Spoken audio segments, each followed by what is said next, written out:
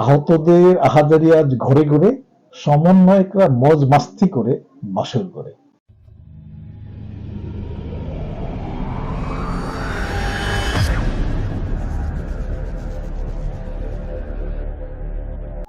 প্রিয় বন্ধুগণ, শুভেচ্ছা নেবেন। আমি ব্যক্তিগতভাবে বিশ্বাস করি প্রকৃতি তার নিজস্ব গতিতেই প্রতিশোধ নিয়ে থাকে, নিজস্ব গতিতেই ক্রিয়ার বিপরীতে প্রতিক্রিয়া সৃষ্টি করে। নিউটনের তৃতীয় সূত্র মতে যখন একটি বস্তু অন্য বস্তুর উপর বল প্রয়োগ করে তখন সেই বস্তুটিও প্রথম বস্তুর উপর বিপরীত দিকে সমান বল প্রয়োগ করে থাকে। এটি মানুষের বাস্তবিক জীবনেও তাই। আপনি ভালো করলে ভালো ফলাফল ভোগ করবে, আবার আপনি খারাপ করলে তার জন্য কিন্তু আপনাকে নিশ্চয়ই খারাপ ফলাফল ভোগ করতেই হবে।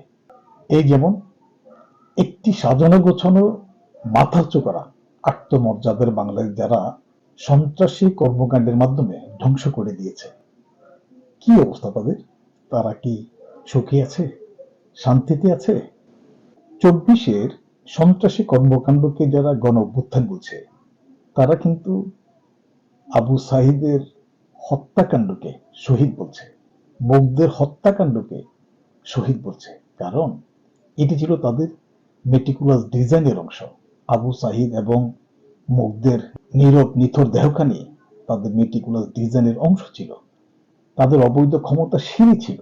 তাই তো আবু সাইদ এবং মুগ্ধের মরদেহটি তাদের বড্ড প্রয়োজন ছিল।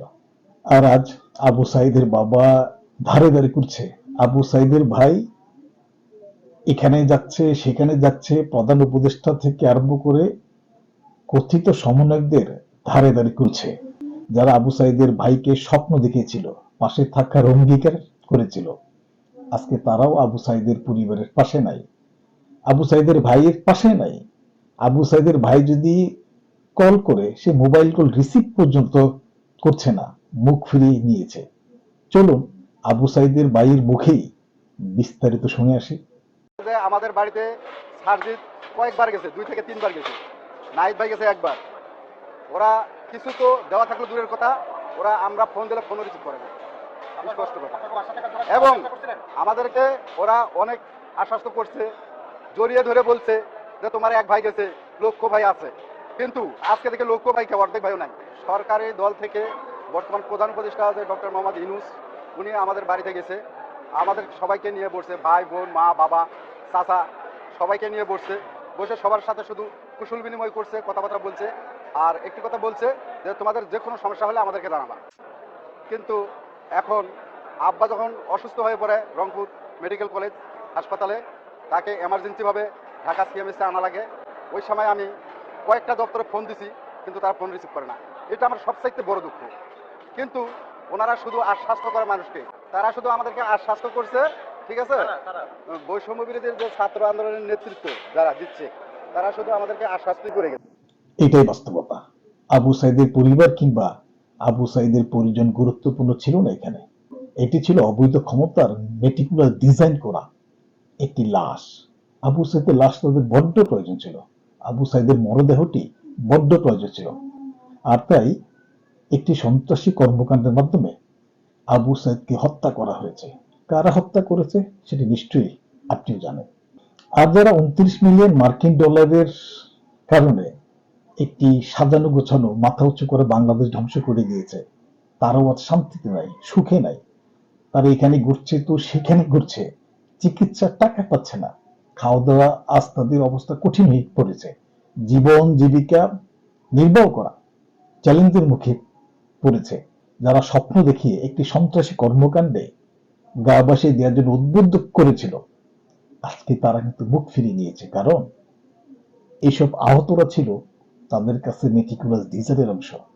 আর তাই আহতরা এখন ইউনূস থেকে আরম্ভ করে কতিপয় সমন্বয়ক নামদারি রাজাকার শাবকদের কাছে অবহেলিত।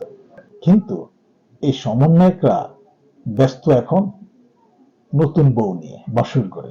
যে হাসনাত আব্দুল্লাহ মাত্র 1000 টাকার অভাবে আত্মহত্যা করতে গিয়েছিল, সেই হাসনাত আব্দুল্লাহ ব্যাংকে কোটি কোটি টাকা।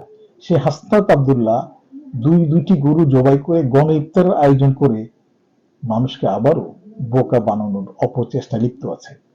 অন্যদিকে যে সার্ভিস আলম কিছুদিন আগেও গণমাধ্যমে বলেছিল তার কাছে মানিব্যাগ নেই, তার কাছে টাকা নেই, সেই সার্ভিস আলম শতাধিক গাড়ি সুড়ান দিয়ে তার পঞ্চগড় রাজনৈতিক এলাকায় মানুষকে বোকা বানানোর অপচেষ্টাগুলো আপনিও হয়তো অবলোকন করেছেন।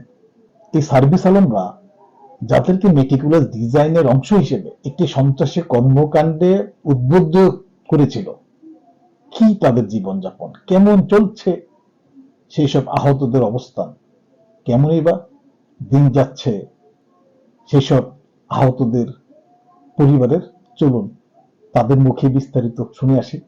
আহত আর শহীদের টাকা মেরে খেয়েছে, অনুদানগুলো আমাদের হাতে না চলে যেয়ে তাদের পকেটে চলতেছে, তাদের পকেটে যাইতেছে, তারা খাচ্ছে, তারা ঘুরতেছে, তারা কাচ্চি খাচ্ছে, তারা বিয়ে করতেছে, তারা সব করতেছে।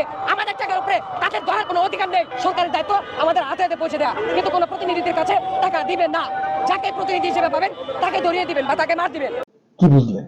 এই তাদের অ্যাক্টিভিটিস মেটিকুলাস ডিজাইনের অংশ ছিল, তারা ব্যক্তি মেটিকুলাস ছিল না।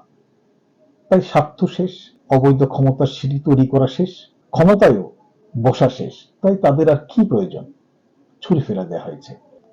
আর তাই তো বলি, আহতদের আহাজারি আজ ঘরে ঘরে, সমন্বয়করা মজ মাস্তি করে বাসর করে। হ্যাঁ, এটাই বাস্তব। এই আহতরা চিকিৎসার জন্য টাকা পাচ্ছে না, তিন বেলা খাবারের জন্য টাকা পাচ্ছে না, জীবন যাপনের জন্য সুন্দর পরিবেশ পাচ্ছে না। তাদের পরিবার পরিজনের পাশে আজকে অবৈধ দখলদার ইউনুস বাহিনী সহ কোনো সমন্বয়ক নেই, তাদের ছুরি ফেলে দেওয়া হয়েছে। 24-এর লাল স্বাধীনতার যারা অংশ হয়েছিল তারাই আজ লাল বদর হয়ে, তারাই আজ লাল রাজাকার হয়ে, তারাই আজ দেশ ধ্বংসকারী, স্বাধীনতা বিরোধী, রাষ্ট্রদ্রোহী অপরাধী হয়ে সমাজ এবং রাষ্ট্রে মুখ দেখাতে পারছে না। তাই বলছি, যারা আমার আপনার সাজানো গাছানো মাথা উঁচু করা আত্মমর্যাদার বাংলাদেশ ধ্বংস করে দিয়েছে, তাদের কাছ থেকে স্বাধীন সার্বভৌমত্ব রক্ষা করার জন্য আপনাকে এগিয়ে আসতে হবে।